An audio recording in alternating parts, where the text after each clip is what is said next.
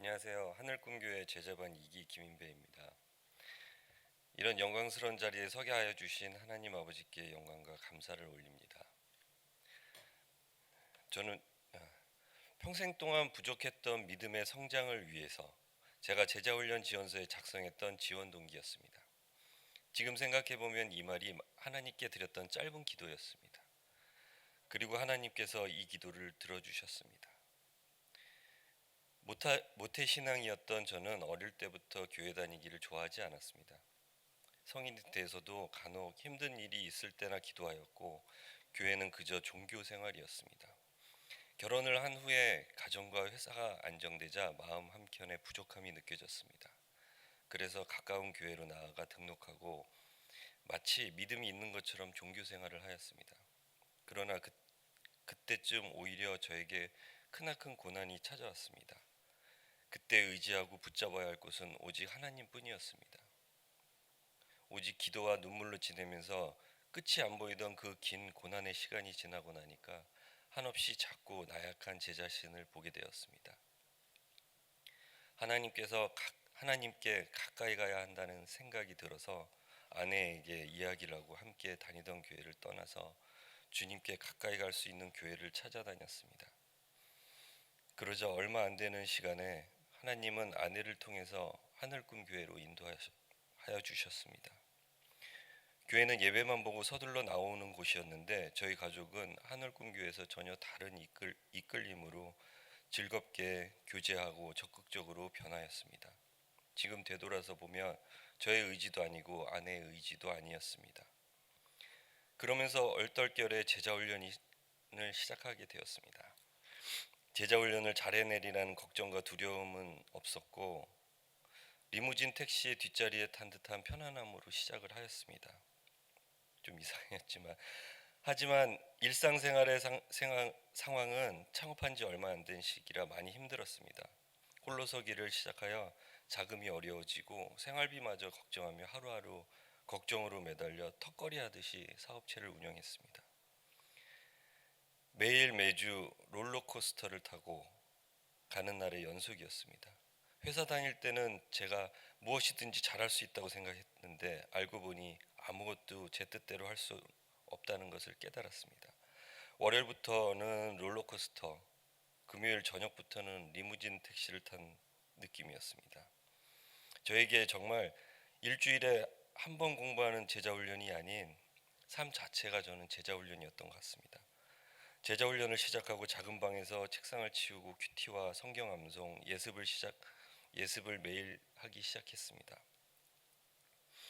경건의 시간을 가지며 예수님을 만나는 시간의 소중함을 알게 되었고, 그 시간에 아이들과 아내가 함께 앉아서 숙제와 공부를 함께 하였습니다. 그 시간은 마치 예수님이 우리 가족을 불러 모으는 것 같았습니다.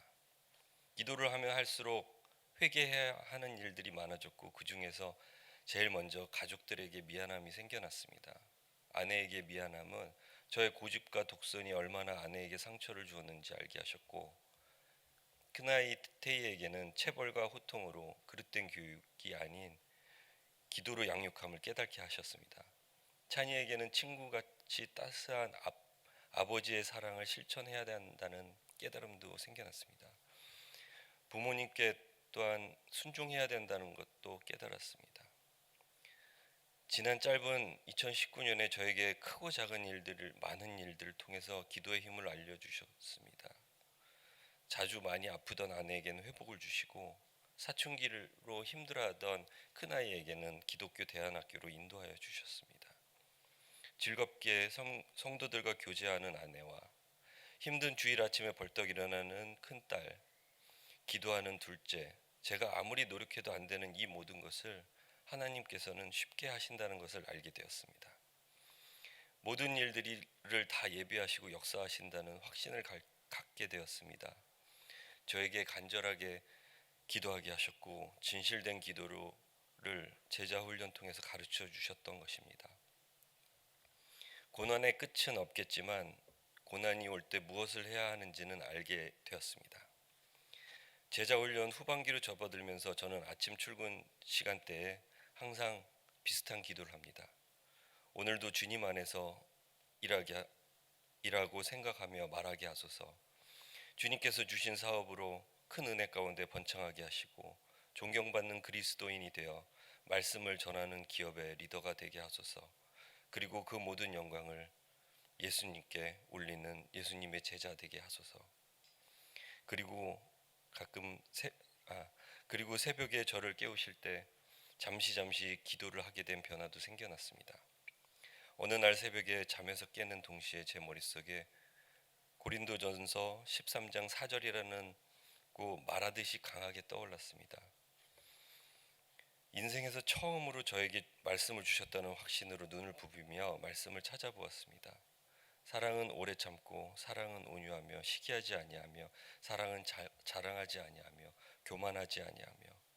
너무나도 신기해서 이 말씀을 왜 주셨을까? 이 말씀을 실천하려면 어떻게 해야 할까? 혹시나 찾아보니 제자훈련에서 가장 마지막 과에 나오는 말씀 중에 하나였습니다. 하지만 저는 하나님께서 예배하신 길에 생각이 너무 많았습니다. 이 말씀을 받고선 너무 많았는데 그 중에서 그 깨달게 하신 것은 이 말씀을 항상 기억하고라라는 하나님께서 예배하신 길에 필요한 말씀이라고 생각되어졌습니다. 끝으로 제자훈련을 통해서 제가 깊은 죄인임을 깨닫고 하나님께 내 모든 것을 맡기겠습니다.